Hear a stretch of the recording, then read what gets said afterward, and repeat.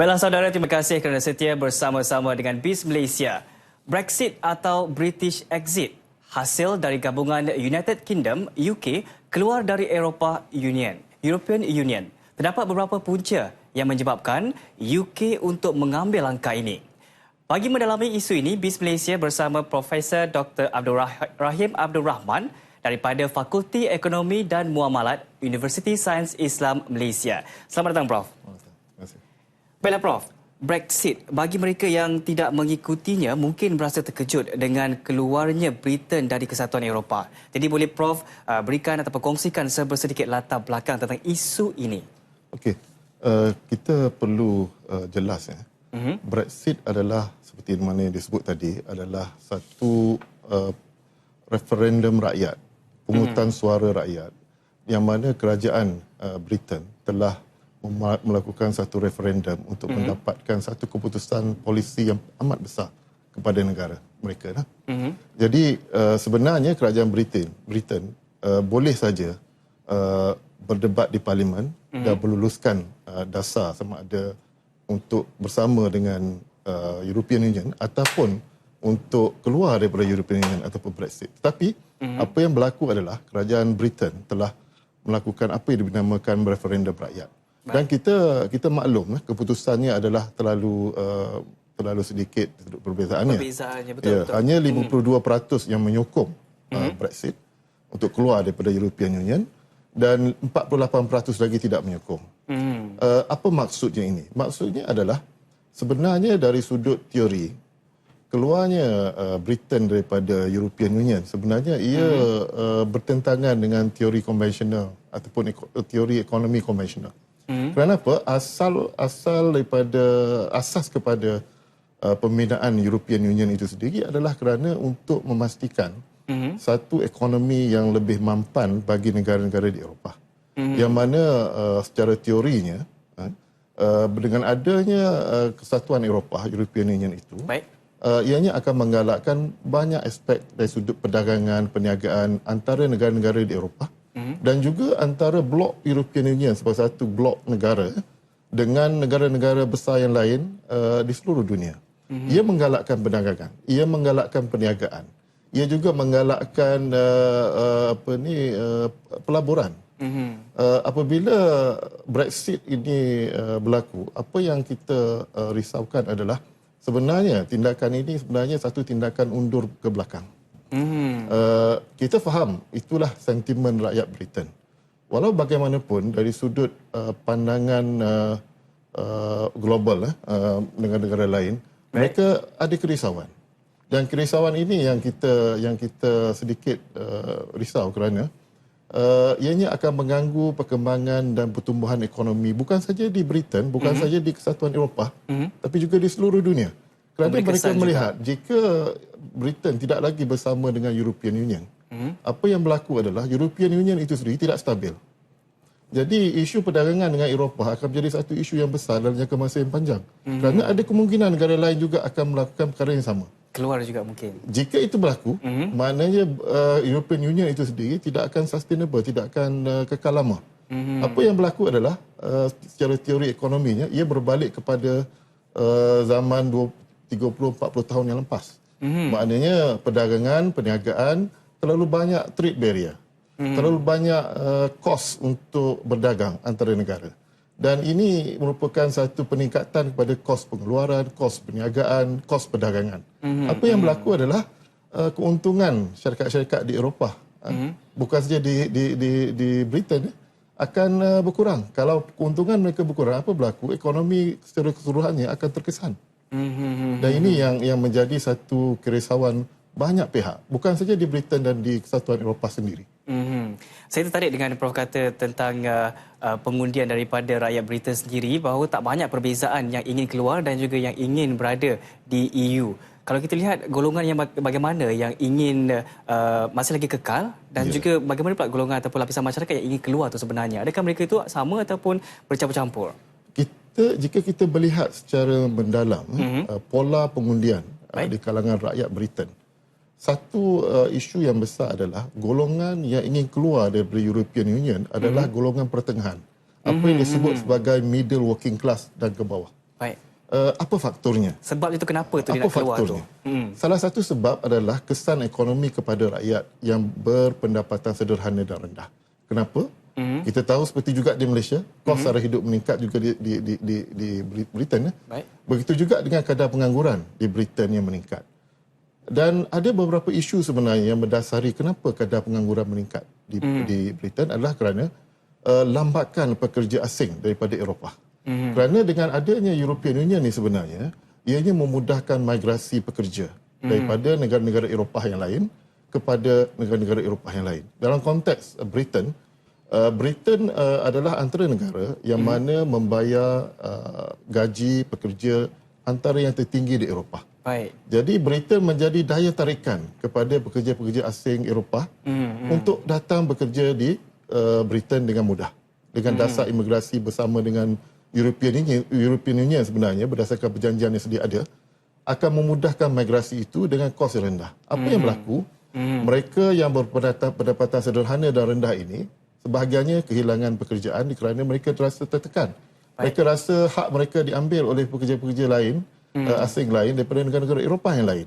Jadi mereka mula rasa resah dan dengan situasi global ekonomi dunia yang menurun, akibatnya timbullah rasa apa yang dikatakan sebagai tidak puas hati, keresahan, mungkin dan timbullah berberontak. perdebatan. Baik. Kenapa tidak Britain keluar daripada European Union?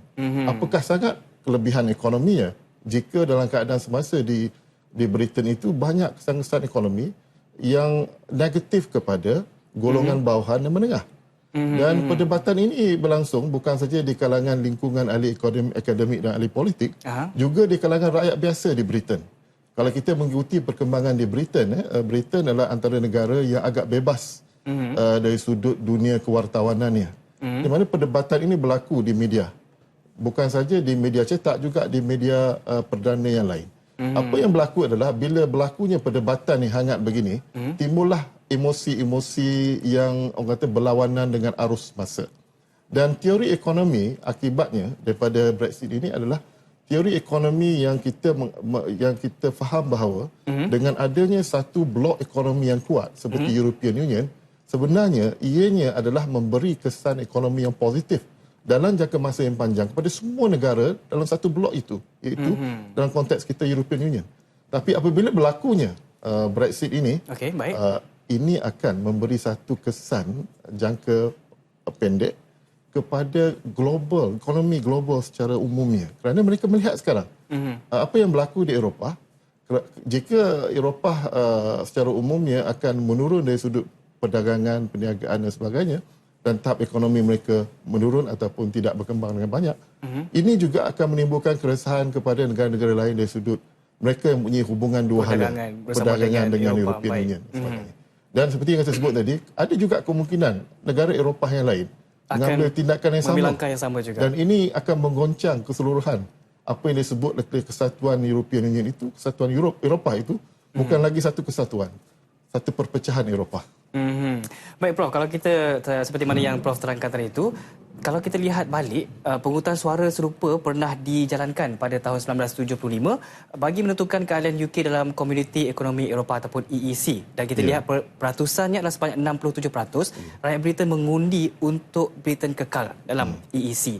Dan mungkin daripada pandangan Profesor tadi itu, adakah ini waktunya ataupun sekarang ini memang perlu keluar ataupun perlu ada kita jalankan Brexit?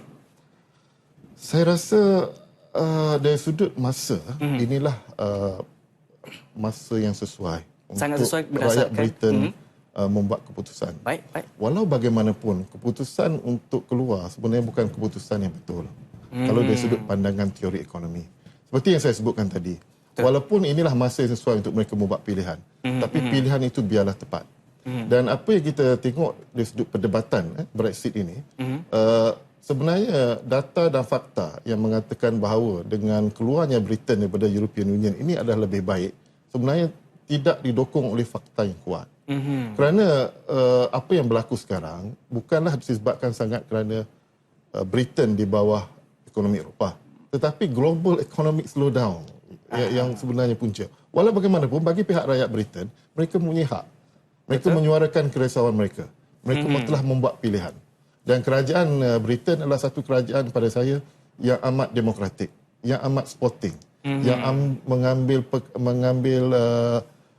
yang peka kepada keperluan rakyat, dan mereka menerima dengan cara yang begitu teratur. Ini yang menariknya perkembangan. Kita perlu melihat daripada dua sudut. Pertama, ekonomi yang saya sebutkan tadi, dan juga dari sudut politik. Maknanya kematangan politik di Britain mencapai satu tahap di mana satu polisi yang besar itu diberikan kepada rakyat untuk menentukan hala tuju negara, dan ini merupakan satu kematangan politik yang perlu kita pelajari. Baik. Jadi Prof, kalau kita lihat pula dengan kesan ekonomi kepada negara-negara lain, kita nak lihat yang lebih spesifiknya, apakah kesan ataupun impak utama Brexit ni kepada ekonomi Malaysia sebenarnya? Okey. Dalam konteks Malaysia, Baik. Britain adalah salah satu rakan dagang terbesar Malaysia di samping Amerika, China dan Singapura. Ya. Jadi apabila kita melihat Britain ini sebagai satu negara yang punya sentimental value dengan Malaysia, kita pernah dijajah oleh Britain. Banyak pelajar kita belajar di Britain. Hubungan perdagangan dua hala juga banyak antara syarikat-syarikat Malaysia dengan syarikat Britain. Bila berlakunya Brexit, apa yang kita jangkakan adalah syarikat-syarikat di Malaysia ataupun pelabur-pelabur dari Malaysia akan lebih berhati-hati. Kerana dengan ini, kita perlu melihat bahawa Britain adalah satu destinasi pelaburan dan perniagaan yang baik. Satu. Walau bagaimanapun, dengan berlakunya ketidaktentuan ekonomi yang sedia ada, apa yang kita akan perhatikan di sini adalah akan berlaku shift ataupun satu anjakan yang mana syarikat-syarikat dan pelabur-pelabur luar, termasuk Malaysia, akan lebih berhati-hati kerana mereka akan wait and see, tunggu dan lihat apa perkembangan Brexit. Apabila Brexit ini berlaku dalam jangka masa 5 atau 6 bulan nanti yang mendatang, apa akan berlaku pada ekonomi Britain. Jika ianya bertambah baik, maka sentimen untuk terus melakukan perdagangan secara intensif dengan Britain akan diteruskan. Jika tidak, ia memberi kesan kepada pengimport, pengeksport barangan keluaran British dan juga barangan keluaran asing dengan Britain.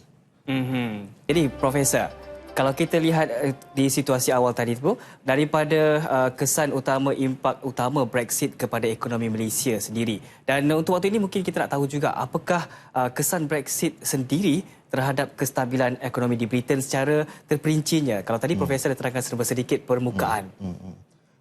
Apa yang kita perhatikan sekarang ni, apabila berlakunya Brexit, apabila keluarnya Britain daripada negara-negara Kesatuan Negara Eropah, yang saya sebutkan tadi, kos perniagaan akan meningkat, kos perdagangan akan meningkat. Maknanya apa yang berlaku adalah dari sudut keuntungan syarikat-syarikat di Britain akan berkurangan. Dan ini akan menimbulkan kerisauan di kalangan pelabur-pelabur Britain dan juga pelabur asing di Britain. Dan jika mereka merasakan Britain bukan lagi destinasi terbaik untuk pelaburan, mereka akan menarik balik pelaburan mereka. Dan mereka boleh melabur di negara Eropah yang lain yang lebih terbuka, yang lebih ada integrasi antara negara-negara lain. Jadi akibatnya secara jangka pendek dan pertengahan dan juga mungkin jangka panjang, Britain sebenarnya akan ketinggalan. Dan ketinggalan Britain dalam ekonomi, ianya mungkin juga bermaksud mereka perlu untuk menilai semula posisi mereka di dalam Kesatuan Eropah. Baik. Dan saya melihat dalam beberapa bulan yang mendatang, kerajaan Britain akan melaksanakan apa yang disebut timeline untuk mereka keluar secara teratur dan beradab dalam European Union. Seolah-olah mereka ingin keluar dalam satu rumah yang mereka berkongsi. Rakan-rakan lain sedang menunggu bila nak keluar. Jadi jika nak keluar, keluarlah secara terhormat, tidak keluar secara dengan mengejut, secara beradab. Jadi dalam konteks itu, kita melihat dan kita menunggu apa tindakan seterusnya kerajaan Britain. Dan apabila berlaku pertukaran Perdana Menteri daripada David Cameron kepada Perdana Menteri baru Theresa May, saya tertarik dengan ucapan Theresa May yang pada selepas dia dilantik. Apa yang saya nampak adalah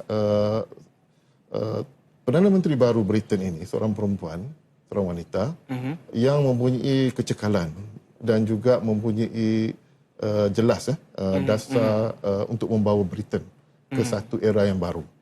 Cuma dalam ucapan beliau lebih menumpukan kepada dasar luar. Dan dasar ekonomi itu yang ditunggu oleh bukan saja rakyat Britain, rakyat Eropah dan juga rakyat negara lain. Dan mereka melihat Britain sebagai salah satu contoh negara yang demokratik, negara yang memberi peluang rakyat untuk memilih. Walau bagaimanapun, di Britain sendiri, kalau kita melihat pola pengundian rakyat, di Scotland umpamanya, orang-orang Scottish, memilih untuk berada dalam European Union. Apa yang mungkin berlaku selepas ini adalah another referendum oleh rakyat Scotland untuk keluar daripada Britain, United Kingdom. Jika ini berlaku, ini akan membawa keburukan lebih besar kepada Britain. Dan inilah cabaran Theresa May untuk memastikan kesatuan, bukan saja kesatuan Britain bersama Eropah, tapi kesatuan negara-negara dalam United Kingdom. Dan kita lihat pola pengundian Wales dengan penduduk Wales menyokong Brexit. Penduduk Britain menyokong Brexit. Penduduk Scotland tidak menyokong Brexit. Mereka ingin berterus dan terus kekal bersama. Kita tidak terkejut jika akan berlaku satu lagi referendum rakyat oleh rakyat Scotland untuk keluar daripada United Kingdom. Dan ini merupakan satu pada saya katastrofi politically dan juga katastrofi economically untuk negara Britain. Ini merupakan cabaran Theresa May. Bukan saja beliau perlu punya dasar luar yang jelas selepas ini, beliau juga perlu ada dasar ekonomi yang jelas dan juga dasar politik untuk menstabilkan bukan saja ekonomi Britain tetapi juga politik negara Britain. Jadi adakah Profesor setuju dengan pengunduran bekas Perdana Menteri Britain David Cameron akan memberi keyakinan kepada pelabur dari Malaysia? Saya tidak melihat itu secara objektifnya. Baik. Bahawa pelabur Malaysia melihat dari sudut positif dan negatif. Baik. Ianya bergantung kepada Perdana Menteri baru, Theresa May. Jika Theresa May dapat memberi satu keyakinan kepada pelabur yang lebih baik daripada sebelum Brexit, maka pada saya pelabur Malaysia dan pelabur asing lain akan terus memberi sokongan dan juga terus melabur dan juga terlibat dalam ekonomi bersama Britain. Baik, jadi mungkin orang lain juga nak tahu tentang keuangan ataupun nilai mata wang pound. Adakah akan jatuh dan sebagainya? Secara ringkas.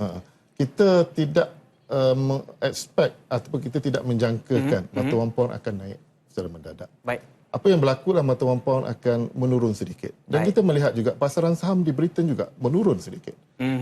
Kerana mereka masih mengambil sikap tunggu dan lihat. Baik. Yang kita risau dia akan menurun dan terus menurun jika mereka tidak yakin dengan kepimpinan Perdana Menteri yang baru. Ini akan mengakibatkan pasaran saham bertambah merudum dan juga mata wang pound akan menurun jika mereka tidak yakin dengan dasar ekonomi dan juga dasar luar negara dan politik Britain. Baik, terima kasih Prof. Nampaknya masa yang kita ada setakat ini sahaja. Sekali lagi, kita mengucapkan terima kasih kepada Prof kerana sudi bersama kami di BIS Malaysia pada petang ini.